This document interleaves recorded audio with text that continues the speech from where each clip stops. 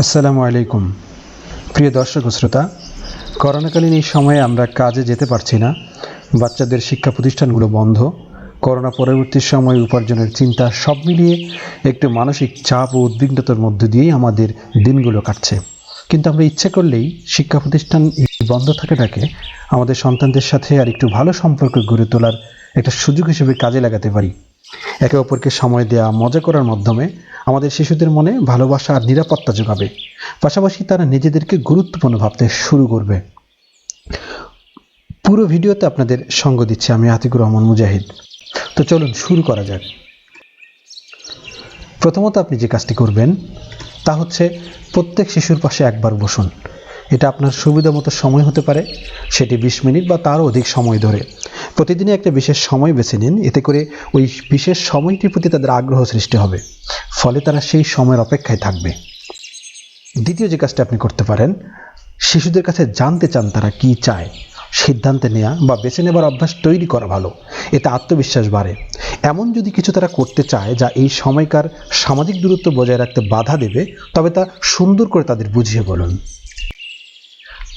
তৃতীয় যে কাজটি আপনি করলে নিজেও অনেক মজা পাবেন, আর তা হচ্ছে আপনার ছোট্ট শিশুর মুখভঙ্গি আর শব্দ নকল করে তার সাথে মজা করতে পারেন। তার সাথে গান করতে পারেন, চামচ বাটি দিয়ে নানা রকম শব্দ করতে পারেন, ব্লগ বা বাটি দিয়ে কিছু বানাতে পারেন, অথবা গল্প বলা, বই পড়া বা বইয়ের ছবি দেখা। এভাবে আপনি আপনার ছোট শিশুর সাথে আপনি সময়টাকে কাজে লাগাতে পারেন।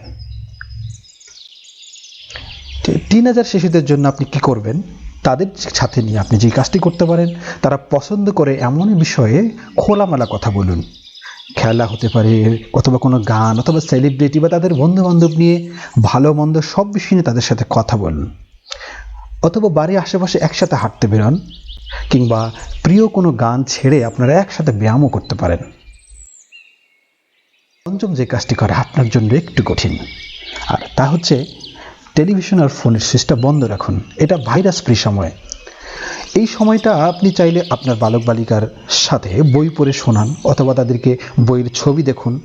বাড়ির আশেপাশে বা ছাদে করিডোরে হাঁটতে বেরোন, কিংবা আপনি কোনো গান শুনতে পারেন তাদেরকে সাথে নিয়ে, অথবা একটা দল বানান এবং ঘরের পরিষ্কার পরিচ্ছন্নতার কাজে তাদেরকে কাজে লাগান। নিজেও হেল্প করুন এবং কিছু রান্নাবান্না করুন। স্কুলের পড়ার বাড়িতে তাদেরকে সাহায্য করুন। পবিত্র রমাদান মাসকে কোরআন নাজিলের মাস বলা হয়। সুতরাং এই করোনাকালীন রমাদানে আমরা পবিত্র কোরআন পড়তে পারি, তরজমা বা তাফসিরও পড়তে পারি। সবশেষে কথা হলো, তাদের কথা শুনুন, তাদের দিকে লক্ষ্য করুন, পুরো মনোযোগ দিন তাদের ভালো লাগা খারাপ জায়গাগুলিতে। আনন্দে থাকুন, নিরাপদে থাকুন। এই ভিডিওটির সবগুলো কন্টেন্ট আমি নিয়েছি ওয়ার্ল্ড হেলথ অর্গানাইজেশন ওয়েবসাইট থেকে। সুতরাং কৃতজ্ঞতা তাদের প্রতি এবং আপনাদেরকে অনেক ধন্যবাদ। দেখা হবে আবার পরবর্তী কোনো ভিডিওতে।